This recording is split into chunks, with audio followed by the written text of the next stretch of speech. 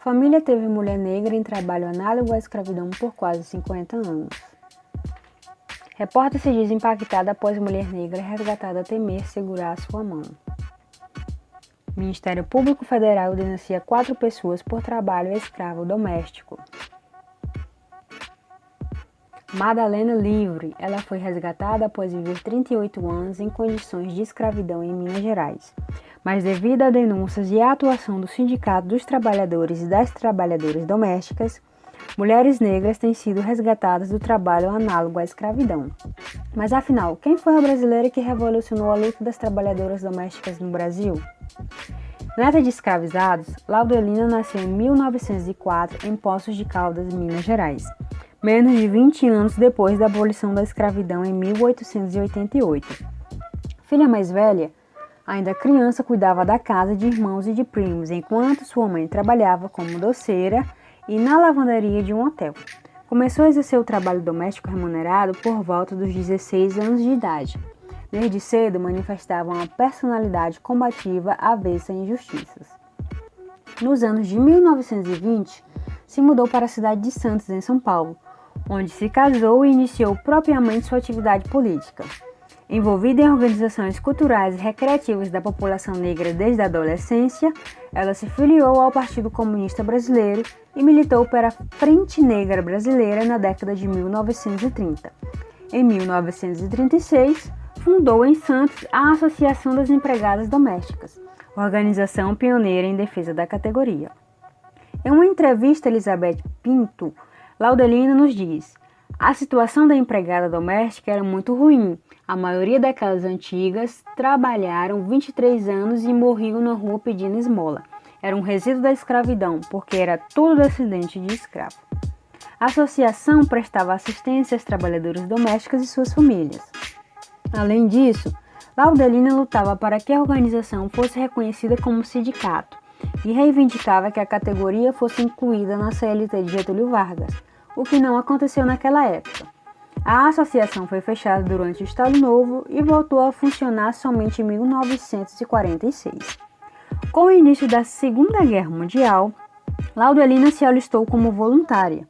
A motivação, segundo ela, foi ter lido o livro escrito por Hitler, no qual o líder nazista explicita o plano de exterminar todos os não-arianos, principalmente os negros. Aquilo me trouxe uma revolta, então resolvi me alistar, disse Laudelina a Elizabeth Pinto.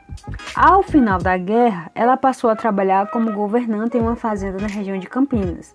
Seguiu atuante no movimento negro da cidade, participando de atividades culturais e sociais voltadas para a juventude negra. Em 1961, já aposentada do trabalho doméstico, abriu uma pensão e passou a vender salgados nos campos de futebol. A militância continuou. Na década de 1960, já durante a ditadura militar, atuou nas comunidades eclesiais de base da Igreja Católica e seguiu na defesa das domésticas, tendo inaugurado a Associação Profissional Beneficente das Empregadas Domésticas em 1961, em Campinas, e colaborado para a criação de várias outras associações pelo país. Laudelina foi fundamental na elaboração do projeto de lei que formalizou em 1972 o reconhecimento da atividade pela legislação trabalhista brasileira. Na década seguinte, integrou caravanas que rumaram a Brasília para pressionar parlamentares a garantirem mais direito às domésticas na nova Constituição. A Constituição de 1988 garantiu um conjunto mínimo de direitos à categoria, como salário mínimo, repouso semanal remunerado, férias anuais, licença maternidade e a aposentadoria, e permitiu sua sindicalização, pauta defendida por Laudelina durante mais de 50 anos. Ela morreu em 1991 em Campinas, aos 86 anos de idade. E só em 2013, com a aprovação da chamada PEC das Domésticas, os trabalhadores e trabalhadoras domésticas passaram a ter direitos e benefícios semelhantes às outras categorias profissionais, como jornada de trabalho de 44 horas semanais, com o limite de 8 horas diárias e o pagamento de hora extra. A trajetória de Laudelina foi fundamental para a organização da categoria e da busca de direitos. Laudelina também levantou, através de sua atuação sindical, bandeiras contra o preconceito racial e contra a discriminação das mulheres.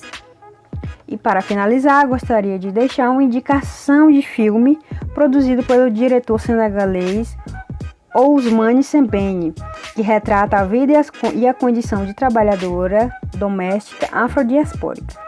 O nome do filme é La Noire de e está disponível no YouTube.